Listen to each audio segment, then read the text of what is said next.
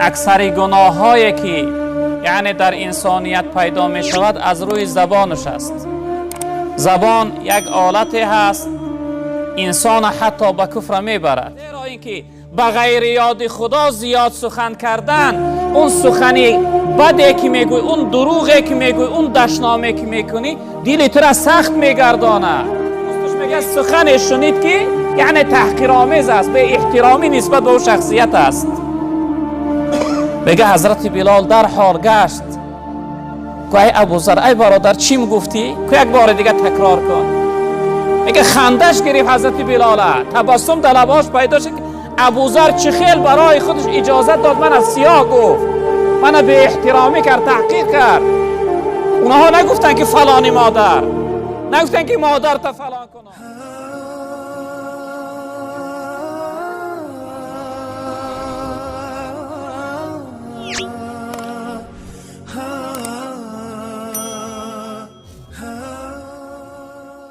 منظور یعنی از تکبری نکردن همین است که باید احترام و حق برادر تا ادا کنی.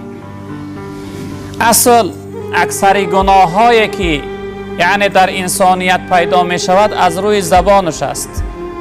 زبان یک آلتی هست انسان حتی به کفر می برد، انسان منافق می کند، انسان فاسق می کند.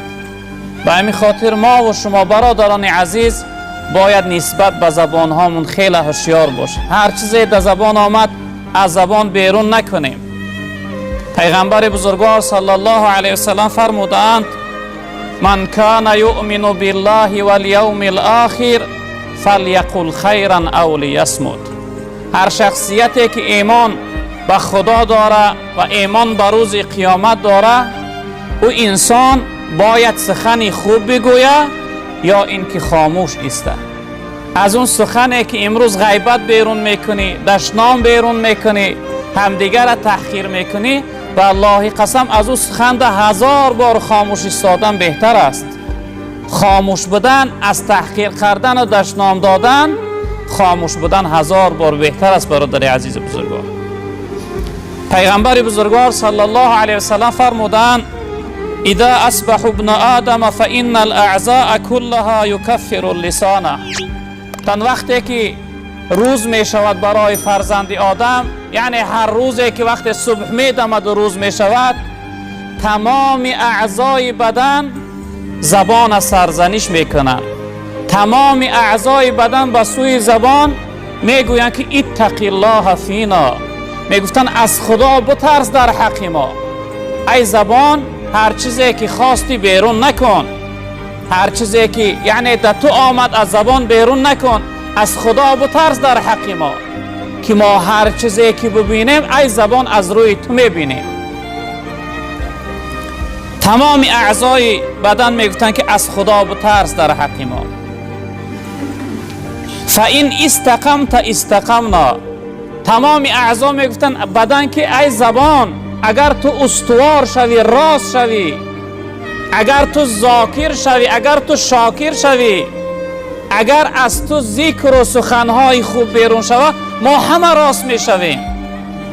اما اگر تو بد شدی، ناپاک شدی، از تو حقارت بیرون شد، دشنام بیرون شد، غیبت بیرون شد، تهمت و منت و طعنه بیرون شد، ما ناراحت می شویم، ما عذاب می بینیم. به همین خاطر برادران عزیز بزرگوار ما باید نسبت به زبان خیلی هوشیار باشیم. حتی در روایت پیغمبر بزرگوار صلی الله علیه وسلم فرمودند که لا تکثروا کلام بغیر ذکر الله. تن شما سخنهاتون به غیر یاد خدا زیاد نکنه، یعنی از زبانها هر چیزی قبیح و بد بیرون نکنه. از او سخنی یعنی تحقیرآمیز، از او طعنه و غیبت میکنی، منت میکنی، تحقیر میکنی یک برادر مسلمان ده، از او از این زبان ذکر بیرون کن. فإن کثرة کلام بغیر ذکر الله قسوة للقلب. جناب پیغمبر گفتند زیرا اینکه به غیر یاد خدا زیاد سخن کردن، اون سخنی بدی که میگوی، اون دروغی که میگوی، اون دشنامی که میکنی، دل تو را سخت میگردانه. دیگه تو را تاریک و سیاه میگه دوکم حتی یحب لاخیه ما یحب لنفسه.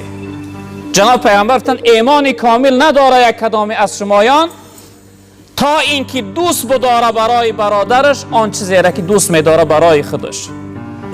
برادری عزیز بزرگوار، میخوای که یک از خودت آزار بتیه؟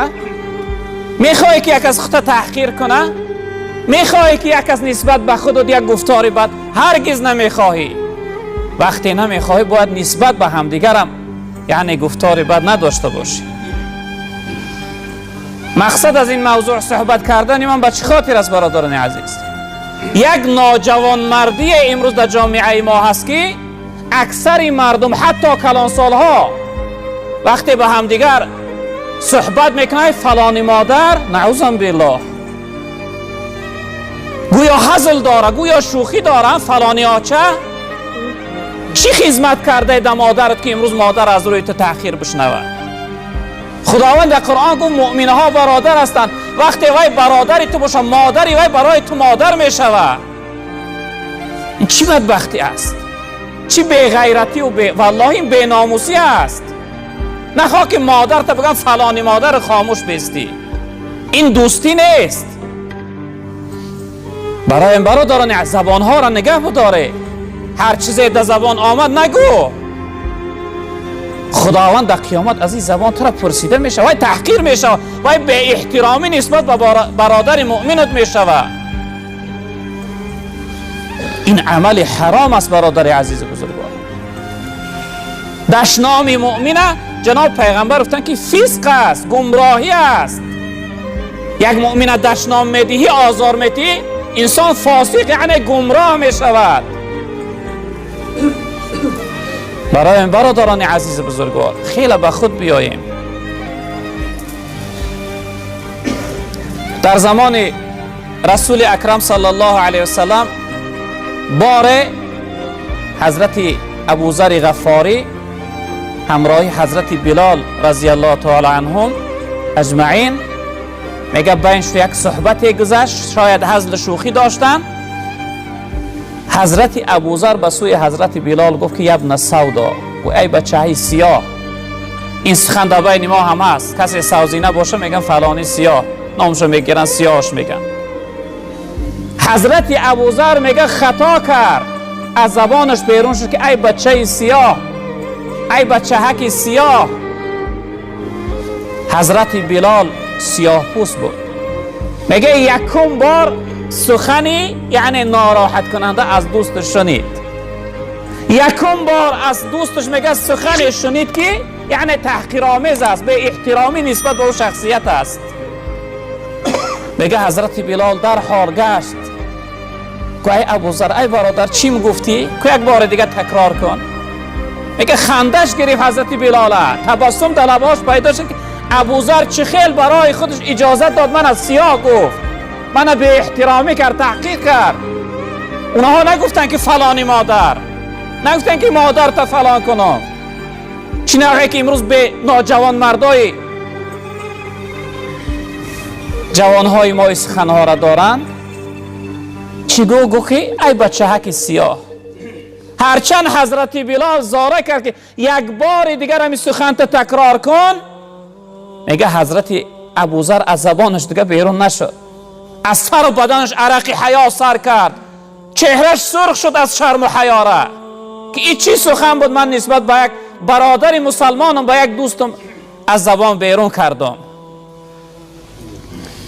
این سخن در پیغمبر بزرگوار صلی الله علیه وسلم رسید. گفتن یا رسول الله، ابوذر به سوی حضرت بلال بی آدابی کرد، به احترامی کرد. ابوذر حضرت بلال از سیاه گفت، ناراحتش کرد، غمگینش کرد، تحقیرش کرد. رسول اکرم صلی الله علیه وسلم میگه در حال خطبه تشکیل کرد، مردم جمع کرد، فریاد کرد. در نزد مردم حضرت ابوذر کاهش کرد، سرزنش کرد، سیاست کرد. گویا ابوذر در حالت صورت من در بین شما زنده و حیات هستم، شما دوباره رفتار و کردار زمان جاهلیت سر کرده، با نسبت به همدیگر به احترامی بد گفتن، سیاه گفتن، تحقیر کردن، به احترامی کردن.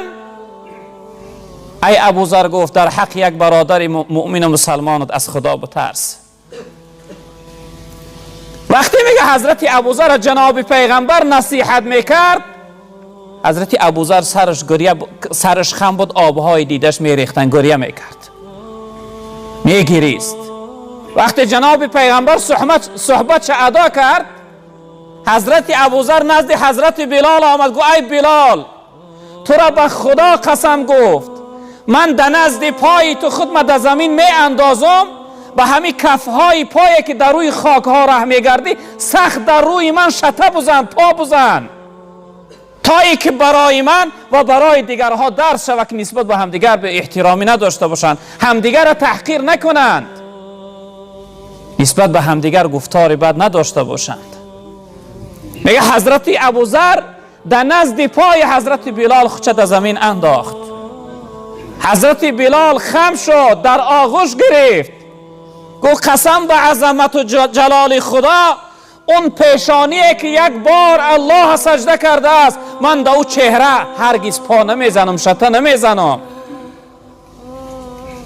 میگه همدیگر را در آغوش گرفتن، میگریستند که این چی کاره بود بین ما گذشت، چقدر پشیمان بودند. امروز در کجا هست اون پشیمانی؟ جناب پیغمبر به چی خاطر حضرت ابوذر در بین مردم کاهش کرد؟ برای به دیگرها را درس شود، تعلیم شود. برادر بزرگوار من، چی بی غیرتی هست، چی بی ناموسی هست که همدیگر را دشنام دیهی بگو ای فلانی مادر، ای فلانی زن، نعوذ بالله. خیلی این پستی هست برادران عزیز. زبانها را نگاه کنید، هر چیزی از زبان بیرون شد گفتن نگیره. برادر عزیز بزرگوار، پیغمبر بزرگوار صلی الله علیه وسلم